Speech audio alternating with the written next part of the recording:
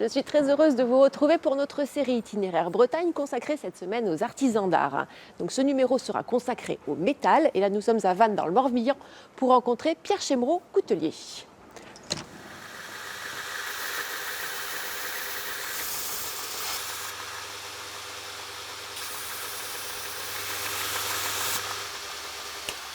Alors Pierre, expliquez-moi qu'est-ce qui fait la qualité d'un bon couteau? Le couteau, ce qui est intéressant avant tout, c'est la qualité de l'acier, de la lame. C'est ce qui va faire l'intérêt d'un couteau, ce qui coupe bien. Donc c'est la principale qualité d'un couteau, c'est de bien couper. Quelles sont les grandes étapes de fabrication d'un couteau? Moi, je commence par le dessin. J'ai l'idée, après je dessine la forme générale, je vois les proportions, est-ce qu'elles sont intéressantes. Après, je passe à l'étape de la forge, où je pars d'une plaque d'acier que je vais découper, selon l'acier qu'on va travailler.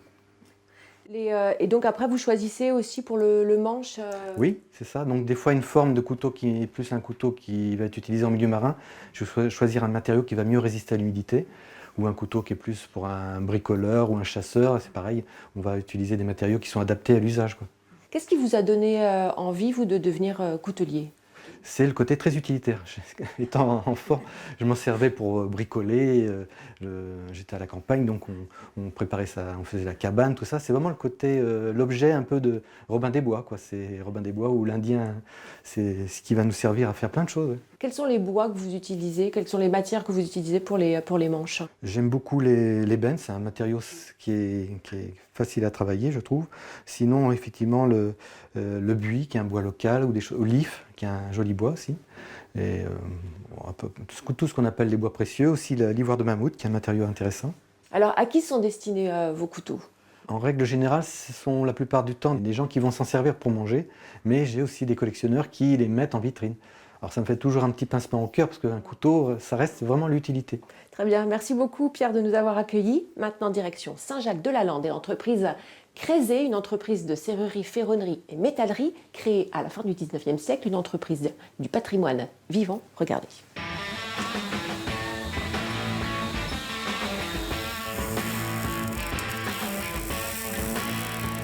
Du charbon, un foyer, des flammes, du métal rougi par le feu qui trouvera sa forme entre le marteau et l'enclume.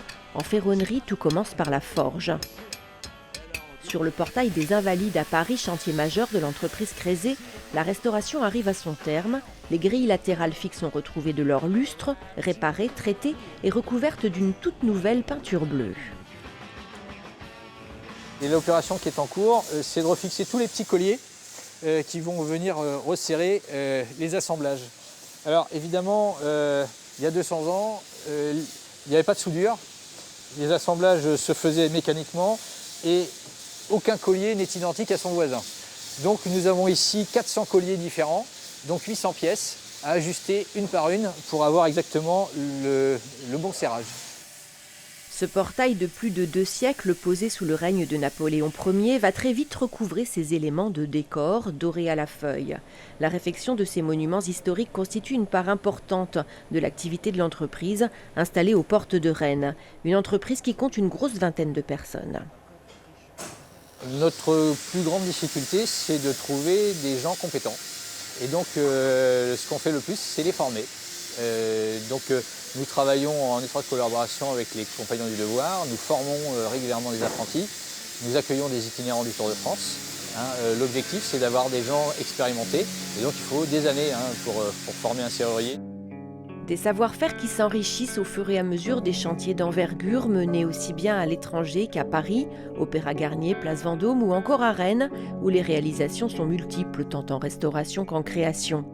Et côté intervention exceptionnelle, les ferronniers ont participé au remplacement de la lanterne du phare des Pierres Noires, au large de la pointe Saint-Mathieu au mois de septembre 2018.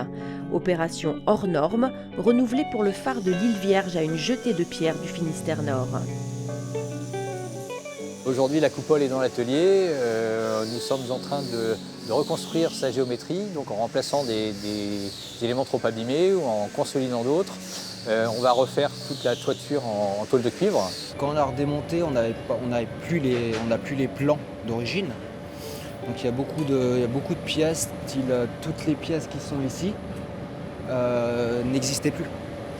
C'est un amas de rouille et Donc on a repioché avec des petits morceaux, à se faire un puzzle, à imaginer la pièce par rapport à ce qu'il y avait par-dessus et pour reconstituer les pièces le plus fidèlement possible, on va dire. Un ouvrage de quelques 150 ans dont l'objectif est qu'il reparte en pleine mer pour au moins autant de temps, témoin du passé, à l'image des archives de l'INA qui nous ramènent en 1967 à Landerneau, dans les pas du maréchal Ferrand, ferronnier. Nous voici maintenant en plein travail de forge. Nous allons parler d'un cas particulier. Vous chaussez sur mesure. Oui, c'est une ébauche de fer de cheval de course, ça, de galopeur. Ce sont des fers très légers, Très léger, ça doit pas peser 100 grammes, ça. 100 grammes. Et combien de temps ils durent? Oh, environ une quinzaine de jours. Parce que chaque cheval a un fer différent. Ah, évidemment, hein, chacun a sa pointure. C'est un fer de devant, ça.